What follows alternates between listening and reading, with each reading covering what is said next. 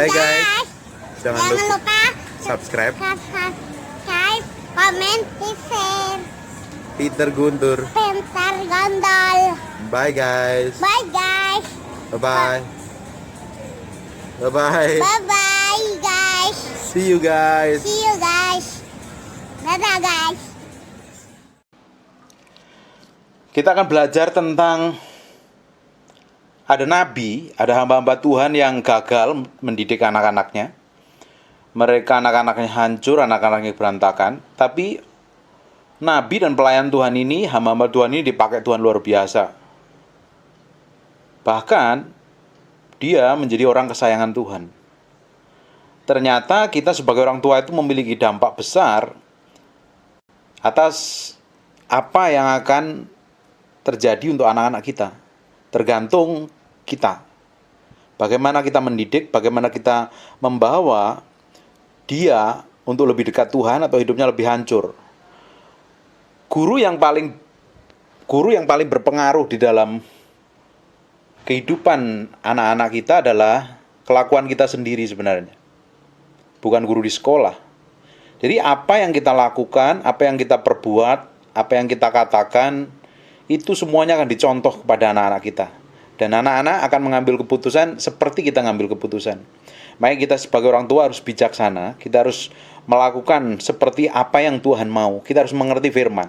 Segala tindakan, perbuatan, kelakuan kita harus mencerminkan firman. Kalau tidak, nanti anak-anak kita yang akan mencontoh kita. Dan ujungnya anak-anak kita yang akan menikmati dampak dari apa yang kita lakukan. Hari ini kita belajar di 1 Samuel pasal yang ke-8 ayat 1 sampai yang ke-5. Saya bacakan saja. Setelah Samuel menjadi tua, diangkatlah anak-anaknya laki-laki menjadi hakim atas orang Israel. Nama anaknya yang sulung ialah Yoel, dan nama anaknya yang kedua ialah Abia. Keduanya menjadi hakim di Beersheba. Tapi anak-anaknya itu tidak hidup seperti ayahnya. Garis bawah ini. Tetapi anak-anak itu tidak hidup seperti ayahnya. Mereka mengejar laba, menerima suap, memutarbalikkan keadaan. Sebab itu berkumpullah semua tua-tua Israel. Mereka datang kepada Samuel di Rama dan berkata kepadanya, engkau sudah tua dan anak-anakmu tidak hidup seperti engkau. Maka angkatlah seorang raja atas kami dan memerintah kami seperti pada segala bangsa-bangsa lain. Dan ini adalah awal mula bangsa Israel memiliki raja. Raja pertama adalah namanya Saul. Kenapa kok Samuel ini tidak bisa mencontohkan kehidupan yang baik pada anak-anaknya? Dan padahal anak-anak Samuel ini adalah orang yang dipakai Tuhan luar biasa. Kalau dia berdoa, itu luar biasa sekali. Hal-hal ajaib terjadi. Dia adalah orang yang powerful, punya otoritas. Ketika Samuel mati, ketika Samuel meninggal, semua orang Israel itu meratapin dia. Tetapi apa yang dilihat dari kehidupan anaknya itu liar, ngaco semuanya, nggak benar semuanya. Apa yang menyebabkan? Ternyata dia mencontoh dari kehidupan yang dia alami di masa kecilnya dahulu. Samuel ini dibesarkan, dia adalah anak Nazir karena Hana berdoa pengen punya anak, tidak punya anak. Bertahun-tahun dia pengen anak, tapi Tuhan kasih nabi, namanya Samuel. Dan setelah dia lahir, dia ditaruh di bait Allah yang didik namanya Imam Eli. Dan Bapak Ibu tahu bahwa kehidupan Imam Eli ini lebih parah dari kehidupannya Samuel. Samuel hidupnya udah benar, tetapi dia dipakai Tuhan, tapi dia nggak bisa didik anak-anaknya. Kalau Bapak Ibu lihat, kembali ke 1 Samuel 2, tadi kita ke 1 Samuel 8, sekarang kita mundur ke 1 Samuel pasal yang kedua. Mulai ayat yang ke-11 mulai. Lalu pulanglah Elkana ke Rama, tetapi anak itu menjadi pelayan Tuhan di bawah pengawasan Imam Eli. Adapun anak laki-laki Eli adalah orang-orang Dursila. Jadi setelah Samuel lahir itu dia dibesarkan di bawah pengawasannya Imam Eli. Imam Eli ini yang otomatis didik, ngajarin, memberi contoh, segala sesuatu lah. Jadi mentor, jadi orang tua bagi Samuel. Dan otomatis Samuel ngelihat apa yang dilakukan Imam Eli. Dan lihat apa yang dilakukan Imam Eli terhadap anak-anaknya. Adapun anak-anak lelaki Eli adalah orang-orang Dursila. Bayangin, Alkitab cap orang Dursila, orang jahat nih, orang jahat di mata Tuhan. Mereka tidak mengindahkan Tuhan atau batas hak para imam. terhadap bangsa itu. Setiap kali seorang mempersembahkan korban sembelihan, sementara daging itu dimasak, kasih persembahan di bait Allah, sementara dagingnya dimasak, diambil garpu itu ke atas, diambil imam itu untuk dirinya sendiri, diambil sendiri. Kalau hari ini ya persembahannya diambil untuk keluarganya sendiri, ujungnya ya anaknya akan hancur lah. Makanya kalau kita melayani Tuhan tuh hati ini penting. Yang jadi fokus itu bukan diri kita, bukan nama baik kita, bukan ketenaran kita. Yang terpenting waktu kita melayani Tuhan adalah hati ini mesti benar dulu. Motivasinya untuk Tuhan. Jangan untuk diri sendiri. Jangan ambil keuntungan ketika kita mau melayani orang. Mau ketemu orang, mau melayani di gereja, mau melayani siapapun. Harus tulus, harus murni. Jangan berharap laba, jangan berharap imbalan. Kita belajar di kejadian ini. Datanglah bujang imam membawa garpu bergigi 3 di tangannya dan dicucukkannya ke dalam bejana itu, atau ke dalam kuali, atau ke dalam belanga, atau ke dalam periuk. Segala yang ditarik dengan garpu itu ke atas diambil imam bahkan sebelum lemaknya dibakar untuk Tuhan. Dibakarnya untuk persembahan maksudnya. Bujang imam itu datang lalu berkata kepada orang yang bersangkutan, berikanlah daging kepada imam untuk dipanggang, sebab ia tidak mau menerima daripadamu daging yang dimasak, hanya yang mentah saja. Ini kan kurang ajar nih. Apabila orang itu menjawab, bukankah lemak harus dibakar dahulu, kemudian barulah ambil bagimu sesuka hatimu, maka berkatalah ia kepada orang itu, sekarang juga harus kau berikan, kalau tidak aku akan mengambil dengan kekerasan. Bayangin, sampai jatahnya untuk dipersembahkan Tuhan, kalau nggak dikasih, dia ngomong dengan kekerasan loh. Dengan demikian sangat besarlah dosa kedua orang muda itu di hadapan Tuhan, sebab mereka memandang rendah korban untuk Tuhan. Ini anaknya Imam Eli itu kelakuannya kayak seperti ini. Coba kita lihat ya, apa yang dilakukan Imam Eli ketika mendengar anak-anaknya melakukan seperti itu. Di 1 Samuel pasal yang kedua ayat 22 dan sampai 23, Eli telah sangat tua apabila didengarnya segala sesuatu yang dilakukan anak-anaknya. Kalau anaknya yang denger nih melakukan apa-apa dari sampai kedengar telinganya Imam Eli, tahu nggak apa yang dilakukan? Terhadap semua orang Israel, dilakukan anaknya terhadap semua orang Israel, bahwa mereka itu tidur dengan perempuan-perempuan yang melayani di depan perempuan. Bayangin, anaknya imam, dan ini anaknya Imam Eli itu menggantikan Eli loh, jadi imam loh. Ujungnya nanti tabut Allah dirampas. Mengapa kamu melakukan hal-hal itu sehingga ku dengar dari segala bangsa ini perbuatan-perbuatanmu yang jahat itu? Hanya diomong itu, kamu ngapain sih? Dengan baik-baik, kalau anak salah, itu ditegur, dikasih pengertian. Kadang sesekali kita perlu ajar dengan rotan. Didiklah anakmu dengan rotan. Gak mungkin loh didik dengan rotan itu hanya rotan. Kalau Alkitab Ansal, kalau mau didik anakmu dengan rotan, supaya masa tuanya tidak mempermalukan kita kan. Jadi didik dengan rotan itu artinya sekali-kali dalam batas tertentu kita perlu didik dengan keras.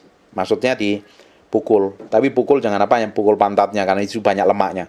Nggak apa-apa. Jangan dipukul pakai tangan. Nanti anakmu akan takut dengan tanganmu. Kalau pukul rotan, dia takutnya sama rotan. Sekali-kali kita sebagai orang tua kita mesti didik keras loh. Dia nggak bisa kita biarin anak kita itu liar sembarangan. Jangan seperti Imam Eli, anaknya bikin kesalahan, hanya dengerin aku megur denger tok loh. Aku hanya dengar toh, kamu nggak boleh begitu. Nggak bila, harus dikasih tegas. Kasih didikan yang keras. Dan kita cara mendidik anak kita, saya lihat di komentar di YouTube, di channel YouTube, jadi YouTube saya, itu banyak orang komentar, Pak, anak saya kecanduan main game, kayak ini banyak sekali keluarga tanya bagaimana cara mendidiknya anak-anaknya. Tapi Bapak Ibu perhatikan baik-baik cara kita mendidik anak kita. Anak kita itu sekarang hidupnya di zaman milenial, zaman digital. Tidak bisa kita pakai pola pikir kita waktu kita dididik orang tua kita pakai untuk didik anak kita, itu udah kadaluarsa, udah nggak bisa zaman. Cara kita ngomong sama generasi milenial ini berbeda, cara kita mendekatinya berbeda. Kita harus masuk ke kehidupan mereka, kita ajak ngomong baik-baik, kita masukkan nilai kerajaan Allah di dalamnya, kita nimbrung ke dia. Di saat tertentu kita meski sebagai teman buat dia, buat mereka, buat sahabat buat mereka. Di titik tertentu kita sebagai orang tua dan punya otoritas, kita arahkan dengan baik. Kita tidak bisa asal perintah. Kita harus ngerti generasi milenial adalah generasi yang berbeda. Apa yang dihadapin berbeda, tantangannya berbeda, kehidupannya berbeda, gaya hidupnya berbeda dengan kita. Kita harus benar-benar mengerti ini supaya kita pastikan anak-anak kita ini berjalan seperti yang Tuhan mau, bukan yang orang tuanya mau. Anak-anak itu Tuhan punya tujuan buat mereka loh. Bukan orang tua yang punya tujuan buat mereka. Seringkali orang tua mau paksakan tujuannya orang tua ke anak-anak. Dan ujungnya masa depannya gagal. Batal. Berapa banyak orang cita-citanya orang tua dipaksain ke anaknya. Anaknya jadi broken home. Jadi kepahitan. Kita meski masuk ke dalam hati anak-anak, kehidupan anak-anak, ke dimensi kehidupan ke dalam anak-anak, kita selamin, kita bawa, kita atur, kita masukkan ke dalam rencana Allah. Kita bawa ke dalam hati. Kita mesti membangun hubungan yang baik. Ketika salah, kita mesti tegur. Ketika salah, kita mesti kasih konsekuensi. Kita didik mereka, kita ajarin mereka. Kita sebagai orang tua harus memiliki otoritas loh. Harus punya otoritas. Kata kita itu mesti semangat, mesti punya otoritas. Kita kalau ngomong A, ya ngomong A. Sikap dan kelakuan kita sebagai orang tua ditiru. Lihat anak-anaknya Imam Meli. Liar semua, berantakan semua. Bahkan perempuan-perempuannya ditidurin di gerbang rumah Allah. Sangat jahat di mata Tuhan. Nah, Imam Meli diam-diam aja. Dan Imam Meli sendiri juga serakah kan. Kenapa kok anak-anaknya bisa ngambil daging? Kalau Bapak Ibu nanti baca ceritanya Imam Meli, itu kegemukan. Orang kalau kegemukan ngapain? Banyak apa dia? Banyak makan lemak tentunya. Banyak makan daging. Kenapa bisa makan daging? Tidak ada penguasaan diri. Sorry ya, kalau Bapak Ibu yang gemuk-gemuk ya bukan berarti perlu diet aja. Bukan berarti Bapak Ibu nggak ada penguasaan diri. Ya kadang-kadang kita yang gemuk-gemuk ini nggak ada penguasaan diri. Makan sembarangan sembrono. Nah, kita mesti belajar. Saya pun juga beratnya setelah PSBB ini naik. Dan saya mesti belajar diet untuk seperti itu. Jadi ketika anak-anak bikin kesalahan, kita mesti kasih didikan, kasih pengertian. Kita ajarin. Bukan hanya ditegur, dikasih pengertian. Kalau kamu melakukan ini, nanti konsekuensinya begini. Masa tuamu akan seperti ini. Kita didik anak kita itu dengan hikmat dan pengetahuan. Kita bisa loh, orang tua hari ini cinta Tuhan. Luar biasa. Pakai Tuhan, urapan seperti Samuel, seperti Imam Meli punya nama besar. Tetapi anak kita meski banyak sekali berantakan. Berapa banyak hamba Tuhan yang hari ini di Jakarta luar biasa pelayanannya, gerejanya luar biasa, anak-anaknya kawin, cerai, kena narkoba, di penjara. Banyak sekali. Nah ini contoh loh. Di perjanjian lama, di Alkitab ditulis. Kalau di Alkitab ditulis, kejadian sampai hari ini pun akan terjadi. Dan pasti terjadi. Kita sebagai orang tua harus warning dalam hal ini. Salah satunya, yang pertama adalah Samuel, yang kedua Imam Meli.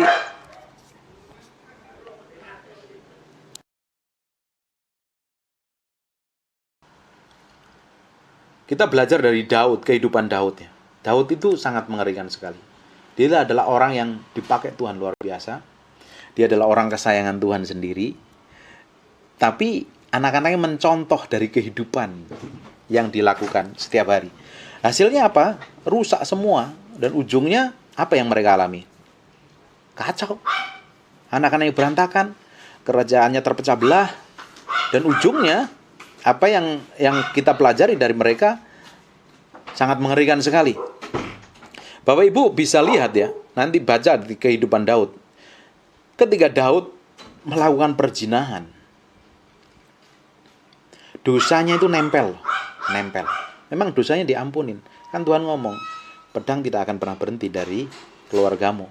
Tapi kita lihat ya, apa yang dilakukan dari upah ini, upah dari dosa yang dilakukan ini. Daud memiliki anak namanya Absalom. Bapak Ibu nanti selidiki nih, baca ya. Absalom ini ketika besar, dia nidurin istri bapaknya, gundik-gundiknya. Tidurnya bukan di kamar loh, di sotoh rumah, di tempat umum. Daud terlalu lembek.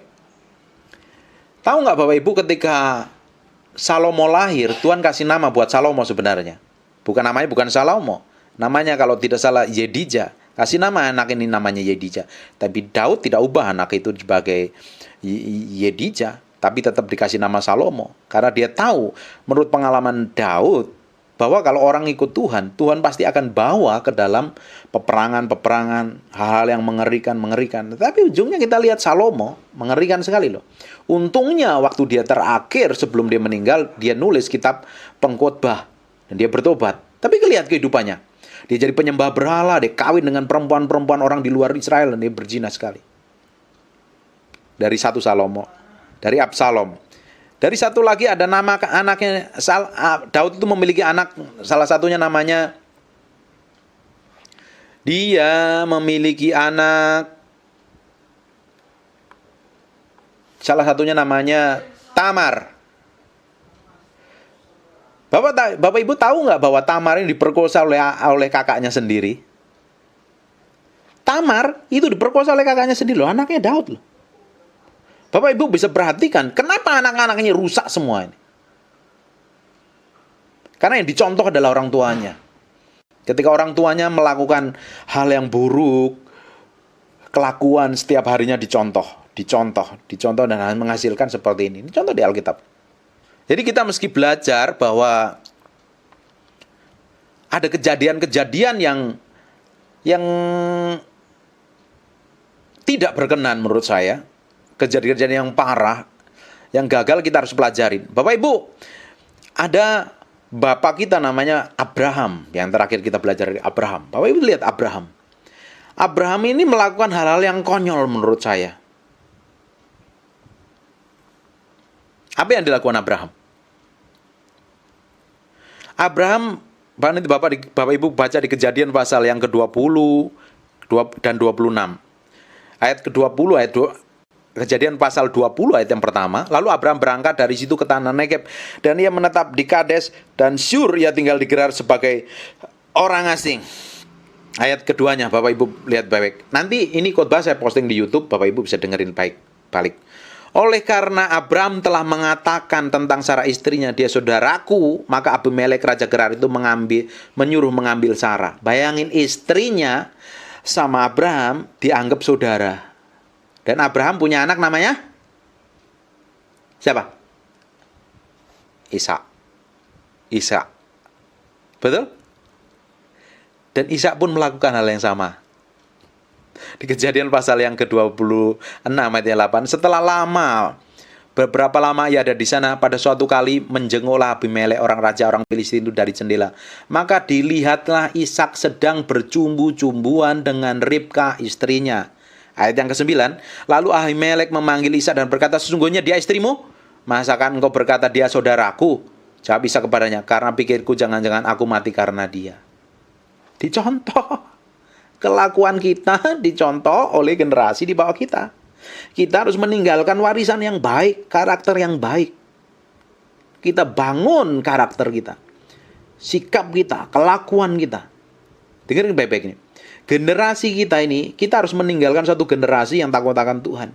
Kita harus bangun hidup kita itu meninggalkan warisan. Warisan yang terbaik itu bukan harta. Harta itu membantu saja, membantu membuat anak hidupnya nyaman. Tapi yang terpenting adalah mewariskan hal yang rohani. Itu yang membuat anak-anak bisa mencari harta dan mengelola harta dengan baik. Kalau kita tinggalkan harta yang besar buat anak-anak kita, belum tentu harta yang dikelola anak-anak kita itu jadi berhasil, bisa menghancurkan mereka. Tapi ketika kita ini meninggalkan warisan secara ilahi, karakter, kelakuan, gaya hidup, itu membuat anak-anak kita bisa mengelola harta dengan baik, mengelola keuangan dengan baik. Itu yang membuat anak-anak menjadi orang yang hidupnya takut dengan Tuhan. Bapak Ibu, kita pelajarin ya, orang-orang yang kita pelajarin tadi, yang memiliki anak yang rusak semua, itu orang-orang yang dipakai Tuhan luar biasa. Orang yang dipakai Tuhan luar biasa. Makanya kalau dipakai Tuhan luar biasa itu tidak jaminan. Tapi ada satu contoh di Alkitab bahwa ada namanya Korah, keturunan Bani Korah. Bapak Ibu, kita pernah bahas ya, Bani Korah beberapa, lihat aja, nanti lihat di channel YouTube saya. Judulnya keturunan Bani Korah. Bani Korah bapaknya itu memberontak kepada Musa. Mati dibunuh Tuhan. Tapi Bapak Ibu lihat, ada satu keturunan, satu keluarga dari ini yang tidak ikut memberontak. Dia menulis kitab Mazmur. Dan itu sangat luar biasa. Bani Korah ini memuji Tuhan dan dipakai Tuhan luar biasa. Hidup kita harus meninggalkan hal-hal yang baik buat masa depan anak-anak kita. Kita harus meninggalkan apa yang kita lakukan setiap hari, apa yang kita lakukan. Kita ketemu dengan siapa, berjalan dengan siapa, ngobrol dengan siapapun. Jejak langkah kita itu harus meninggalkan hadirat Tuhan. Harus meninggalkan hadirat Tuhan. Kita tidak bisa ngomong serampangan, ngomong sembrono, berkelakuan sembrono, bersikap serampangan. Kalau contoh di Alkitab ya orang-orang luar biasa aja anaknya rusak, apalagi kita. Kalau kita nggak bergantung sama Tuhan. Kita didik, kita doain, kita ajarin. Dan kita sendiri kasih contoh yang baik buat mereka. Bagaimana kita ngajarin anak-anak kita untuk berdoa kalau kita sendiri malas berdoa? Bagaimana kita ngajarin anak-anak kita baca Alkitab, kita sendiri tidak pernah baca Alkitab, lebih suka main medsos dan nonton televisi? Bagaimana kita mengajarin anak-anak kita berpuasa, kita sendiri nggak pernah berpuasa? Bagaimana kita ngajarin anak-anak kita tentang kejujuran kalau kita sendiri sering sekali bohong di depan anak-anak kita? Tidak bisa. Kita harus wariskan. Bapak Ibu, dengarkan baik-baik ini. Semua yang keluar dari mulut kita itu direkam powerful sekali oleh anak-anak kita. Saya bersyukur punya orang tua di Malang. Saya dari Malang. Orang tua yang laki-laki itu modelnya kayak saya nih. Agak sedikit ketus. Tapi orang tua saya perempuan, saya bersyukur buat dia tidak pernah ngeluh, tidak pernah marah sama orang, nggak pernah kepahitan. Dan itu saya pelajarin. Apa yang dilakukan orang tua saya lihat. Ternyata dari kecil saya ditanamkan, mereka belum begitu tahu firman, dan mereka orang percaya, tapi nggak sungguh-sungguh, maksudnya nggak ngerti firman kebenaran sampai gimana. Tapi dia sudah tanamkan nilai kerajaan Allah ke saya.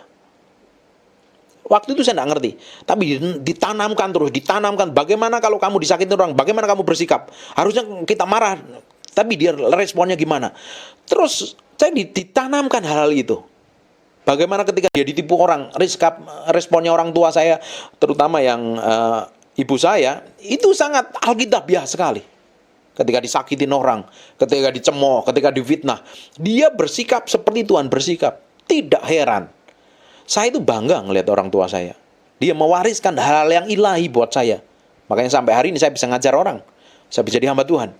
Dan bisa memberkatin orang. Tanpa sadar ternyata saya sudah digarami.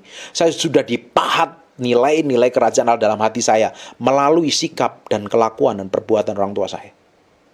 Kita jangan sampai kita seperti anak-anak kita seperti Salomo. Salomo hebat. Orang yang paling kaya di muka bumi. Tapi di ujung hidupnya dia nyesal dengan apa yang dilakukan. Makanya ditulis kitab Pengkhotbah. Lihat anak-anaknya Imam Eli, rusak semuanya. Gara-gara anaknya, tabut perjanjian dirampas. Anaknya Daud, Salomo, kerajaan terpecah-pecah. Bangsa Israel terpecah-pecah. Banyak hal yang lain. Contoh di Alkitab. Mereka adalah orang-orang yang luar biasa dipakai Tuhan. Pahlawan-pahlawan imam. Bapak-bapaknya masuk kerajaan Allah loh. Tapi anak-anaknya rusak. Hari ini banyak pendeta yang seperti itu. Dengan mata kepala saya lihat. Bahkan Bapak Ibu juga lihat. Pendiri-pendiri gereja besar. Gembala-gembala gereja besar. Anaknya kawin cerai. Anaknya berantakan. Karena apa? Bapaknya sibuk pelayanan. Tanpa bisa ngobrol dengan anak-anaknya. Bapak Ibu, kita boleh melakukan apapun juga. Kita boleh melakukan apapun juga. Kita bisa bekerja hebat, melakukan aktivitas apapun. Kita harus berikan waktu buat keluarga kita. Itu yang penting. Kasih waktu, bapak-bapak. Kita mesti kasih waktu yang terbaik buat istri kita. Buat anak-anak kita. Kita harus benar-benar mengasihi keluarga kita seperti apa adanya. Mengerti. Harus memberikan waktu. Bapak-bapak, terutama saya ngomong untuk bapak-bapak dahulu, bahwa istrimu perlu didengar omongannya. Perlu diajak ngomong. Bahkan perlu ada sentuhan touch meaning. Satu hari minimal 15 kali. Yang belum nikah, pakai holy imagination. Pakai imajinasi yang kudus ya. Jangan bayangin saruhkan dan lain-lain. Yang belum nikah. Yang single, bayangin nanti pasangan hidupmu aja. Yang Tuhan kasih. Buat bapak-bapak yang ini, harus kita memberikan contoh yang baik buat istri kita. Apa yang kita katakan, apa yang kita lakukan, istri dan anak kita melihat. Jangan sampai keluarga kita kepahitan dengan sikap kita. Bagi ibu-ibu, harus belajar menghormatin pasangan hidupnya. Sekalipun suamimu tidak romantis, kamu harus mulai belajar romantis. Sekalipun suamimu cuek, kamu yang belajar perhatian. Sekalipun suamimu nggak masa bodoh dengan hidupmu, kamu harus belajar beri pengertian. Karena perempuan diciptakan sebagai penolong. Harusnya perempuan lebih kuat, lebih powerful dibanding suaminya. Makanya tadi saya bangga, apa yang Bapak Ibu saksikan tadi, bahwa di balik suami yang sukses itu ada istri yang sabar dan penuh luar biasa. Termasuk istri saya, powerful. Kalau tidak ada istri saya nggak akan jadi seperti ini. Dan saya bangga untuk itu. Saya sangat mencintai istri saya. Hampir setiap hari saya bilang, honey I love you. Saya hari ini jatuh cinta lagi sama kamu. Saya rasa kamu hari ini cantik. Paling cantik di muka bumi. Setiap hari saya ngomong begitu sama istri saya. Setiap hari saya peluk, saya cium. Saya lakukan yang terbaik buat istri saya. Sekalipun belum sempurna di mata istri saya. Tapi saya berusaha. Kita memang tidak akan pernah sempurna di hadapan pasangan kita, di hadapan anak-anak kita. Tapi kita belajar memberikan yang terbaik buat pasangan hidup kita. Buat orang di sekitar kita. Saya bilang berkali-kali bahwa Tuhan harus bisa manifestasi melalui hidup kita. Bukti Tuhan manifestasi dalam hidup kita itu apa sih? Orang di sampingmu itu bisa menikmatin Tuhan melalui hidupmu. Dari mana? Kelakuan, sikap, gaya hidup, cara bersikap, cara ngomong, segala macamnya. Orang bisa ngelihat bahwa ada manifestasi Tuhan dalam hati kita. Nanti kita lihat anak-anak kita berhasil semua. Tidak seperti anak-anaknya hamba Tuhan ini. Tidak seperti anaknya para pendeta yang sekarang bapak belur semua. Wariskan hal yang ilahi. Ajak ngomong mereka. Ajak ngomong anak-anak kita. Mungkin yang lama, yang jauh. Ajak ngomong dari hati ke hati. Karena tidak pernah ada orang tua yang mau buang anaknya. Memang ada beberapa kasus. Tapi rata-rata orang tua itu sayang sama anaknya. Memang ada beberapa ya, yang nggak sayang ya. Ada yang kepahitan, ada yang ini segala macam. Tapi pada dasarnya kita harus benar-benar meninggalkan jejak yang baik buat anak-anak dan keturunan kita. Warisan ilahi bukan warisan jasmani saja. Kalau ada warisan jasmani, ninggalin rumah besar, pabrik, usaha, uang, harta, puluhan miliar, is okay, enggak masalah, itu jauh lebih baik. Tapi akan menjadi percuma ketika tinggalin warisan secara fisik, tetapi warisan rohani anak-anaknya rusak, tidak bisa mengelola warisan fisik tersebut. Amin. Amin. Ini penting. Bangun hubunganmu dengan keluargamu, dengan suamimu, dengan anak-anakmu. Mereka adalah hal yang luar biasa. Mereka adalah hal-hal yang Tuhan percayakan dalam hidup kita. Tahu nggak Bapak Ibu bahwa pasangan hidup itu adalah sesuatu yang spesial yang Tuhan percayakan dalam hidup kita? Pasangan hidupnya adalah seseorang yang dipercayakan Tuhan untuk nempel sama hidupmu loh. Bisa dia memproses kamu, memberkatin kamu, mencintai kamu segala macam. Mereka adalah orang spesial. Sekalipun kadang juga nyesek juga kan ngelihat kelakuan buruknya. Tapi mereka adalah the best, manusia spesial. Mereka adalah orang spesial. Kita harus perlakukan spesial. Orang yang di sekitar kita itu harus kita perlakukan dengan baik. Terutama anak-anakmu. Ini banyak bayangin, nabi besar, hamba Tuhan besar, dan ujungnya bawa belur. Kita mesti belajar mereka. Mereka memberikan contoh yang kurang baik, ngurusin anak-anaknya dengan baik. Kita harus belajar dari mereka bahwa kita harus mengurusin anak-anak kita jauh lebih baik dibanding hamba Tuhan ini. Dan ujungnya anak kita akan menjadi orang-orang yang mau berpengaruh. Kita dorong anak-anak kita mencintai Tuhan, mengasihi Tuhan, dan Tuhan akan pakai mereka lebih hebat dari kita, diberkati lebih hebat, gitu. Memberi pengaruh lebih hebat sama kita. Amin. Amin. God bless you. Guys, jangan lupa komen di subscribe.